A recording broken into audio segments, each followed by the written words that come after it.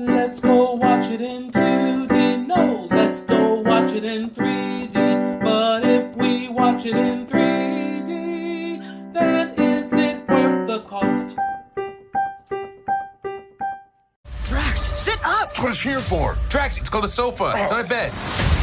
Why is it so long then? It's so enticing. I'm tired. What are we doing?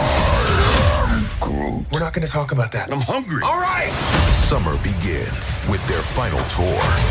That's why it's made like this, so you lay down on it. Guardians of the Galaxy Volume 3. Rated PG. Hello. This is Adolf, and I have with me Classic Jake. Howdy, folks. And today you're reviewing Guardians of the Galaxy Volume 3. Now, usually we talk about the 3D aspect first, but I do want to say that we don't have a written review of this podcast because of the writer's strike, because we want to show our solidarity toward the writers. Writers of entertainment deserve to get a living wage, so we're not going to write it. So this is going to be it, the podcast. Yeah, and reviewers is real writing, and if we want to be respected as authors, we should show solidarity with other authors, especially when it's our business depends on their business. Yeah, we're in a symbiotic system, and we should act like it instead of being parasites. So I have not seen the movie yet. Classic Jake, you're the first of the crew to watch it. So how was the 3D aspect first? It was very good. It wasn't as good as the second. But it was still very, very good. The only reason this did not get editor's choice is because the action was so fast that it blurred and just kind of destroyed the 3D effect for seconds. And there were also a few scenes that were so dark that it ruined the effect briefly. Besides that, it was great. Do you have any specific scenes you want to mention without spoiling anything? Okay, there are some battle scenes, and I'm trying to think of how to word things without spoiling them, and I really can't. There's a lot of really good 3D. There's good pop-outs. James Gunn knows how to shoot in 3D, is very experienced with it, and he's got good PPs and second unit guys at Marvel. I mean, they did a top-notch job. Okay. So I guess your final verdict was great 3D, right? Uh-huh.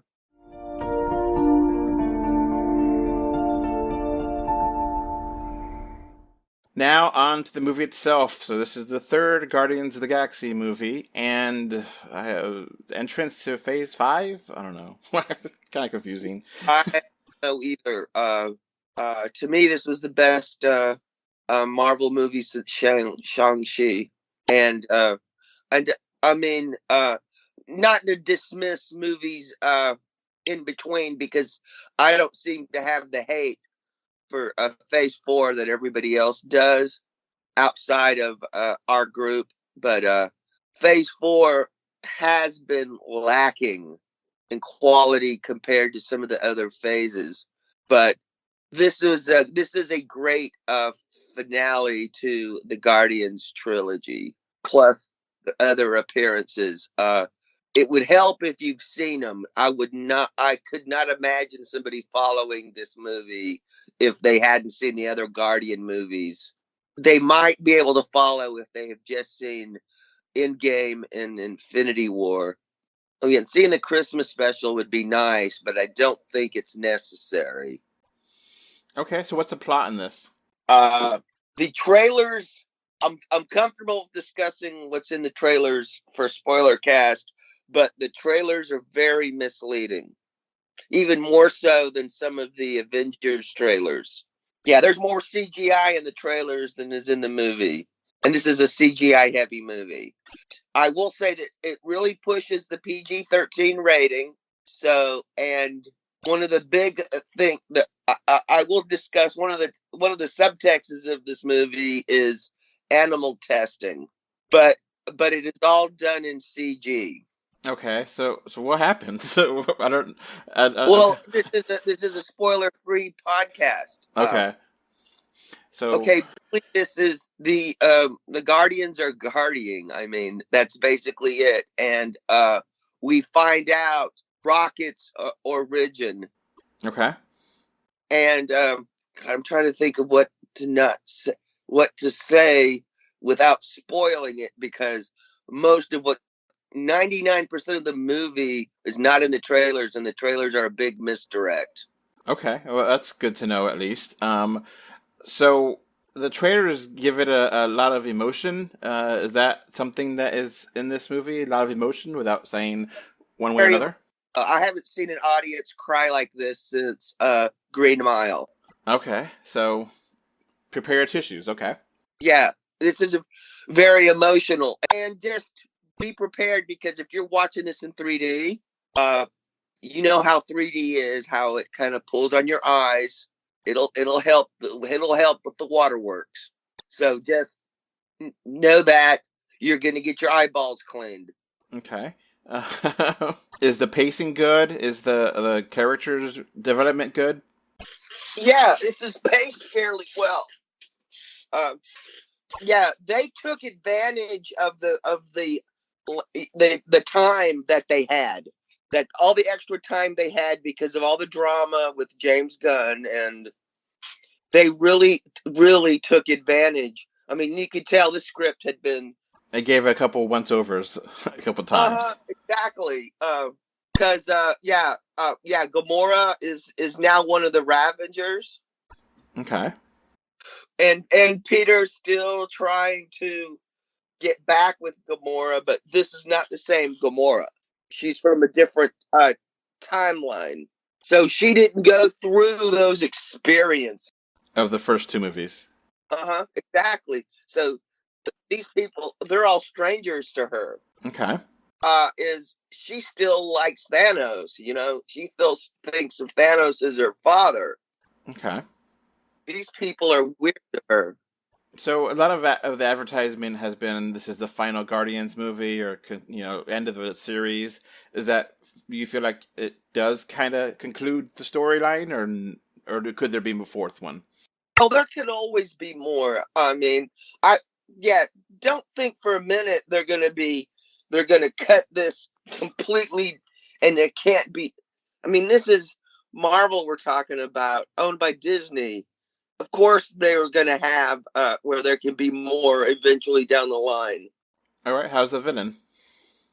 The High Evolutionary. I mean, purists are going to howl probably. Oh, I guess I can say this without spoiling too much. He's really influenced by Dr. Moreau, from the book The Island of Dr. Moreau, which has been filmed a few times. Okay. And he's evil. There's just no two ways about it. He's evil. Now, the CG has been questioned in a lot of Marvel movies lately. How's the CG in this? It feels real. Okay. Yeah, this does not have rushed CGI. Yeah, but when a movie's in production for almost half a decade because of, like I said, all the drama, they even deal with all the stuff that Endgame and Infinity War had with the Guardians, and of course, Love and Thunder picked up some of that lifting. Okay. What negatives do you have? Let me think. There is it does run a little long. Okay. There was some stuff there was some repetition of some stuff. The humor's good. Okay. I think it's going to be to everybody's taste. This is a lot of people have been kind of seeing Guardians as being kids movies. This is not a kids movie. The language is much harsher. Hey, the first F-bomb gets dropped in this movie. Okay. Really surprised my audience. Okay. I guess that's a pretty decent little wrap up of everything. Sorry, folks, but this is a spoiler free cast, and I'm really don't want to spoil this. Okay. Adolf because he hasn't seen it yet. Yeah, I have no idea what's going on here. So, Yeah. and we don't have a written review, so I don't know either. Give away very, very little. Of Okay. what, yeah, this movie takes some turns that the trailers do not give away. Okay. Sounds good. I assume there's post-credits and mid-credit scenes. Is that correct? Uh-huh. Are they both worth sticking around to, without saying what happened to them? A lot of people didn't like the very end one, but I mean, it's not like the Steve Rogers one where patience is a virtue. Okay. But it is emotional in a strange sort of way. All right. So, what's your final score for the movie itself? 9 out of 10. This one's really good. This is a really good conclusion. And who would think the director that got fired would be the first Marvel director to have a trilogy completed? And yes, I know Peyton Reed technically has one, but Edgar Wright did direct a lot of the first Ant-Man before he left the project. So that one honestly can't count. So yeah, this is worth seeing. It's good. We'll get around to doing a spoiler cast really soon. I promise. Yeah, and it'll be the last spoiler cast, so it's going to be interesting. Yeah. Okay, sounds good. I'm definitely interested and excited for it. I mean, I was excited for it anyway, and I guess it's a good way for James Gunn to leave Marvel, and you know, it definitely makes you more excited for Superman Reborn again, I guess, right? Yeah, let's hope. The way things are going at DC, who knows what's going on. So, Adam Warlock is a character that was teased in the second movie. Is he in this third movie? Yes, he is. And I feel comfortable mentioning it because he popped up in the final trailer. Will Poulter, I thought he did a great job playing Adam. He's nothing like how he was portrayed in the comics, really. And to me, that wasn't a problem because it's a completely different situation. He's kind of rough. He's kind of portrayed almost like a newborn, all these powers, and doesn't know how to use them, and he's really naive, and Okay. And things kind of start off with him. That's as close as I'll get to a spoiler. Okay, sounds good. Thanks for that additional little piece with Adam Warlock. Okay. All right, well, that's going to be it for this spoiler-free podcast. Bye. Bye.